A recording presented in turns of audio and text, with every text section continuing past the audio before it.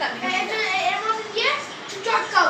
এরকম করে গুলবি আর চটকাবি, গুলবি আর চটকাবি। দাদা চটকানো হয়ে গেলে দুটো ম্যারি বিস্কুট দেবো।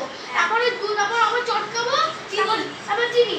চিনি তারপর এই দুধ আবার দুধ নিয়ে একটু রুটি দিয়ে ঢালবো আর তারপরে আবার চটকাবো। এরকম হবে না, এরকম গাঢ় গাঢ় হবে। হ্যাঁ গাঢ় গাঢ় হবে।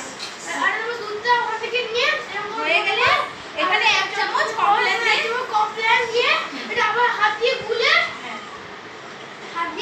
এই দেখ এরকম হলো তো, রুটিটা গোলা হয়ে গেল। এই কমপ্লেনের ডিপেটে এরকম করে খুলবি, খুলে এই ছোট চামচটা এরকম 1 চামচ কমপ্লেন নিবি, নিয়ে এর মধ্যে দিয়ে দিবি, একটু নিয়ে দিয়ে দিলি তো, দিয়ে তারপর বাবাকে বলবি এইবার হাত দিয়ে এটা কমপ্লেনটাকে এরকম করে গুলবি। আর এই কমপ্লেন দুধের মধ্যে তারপর দিয়ে আর হাত দিয়ে গুলতে। এই যে হয়ে গেল।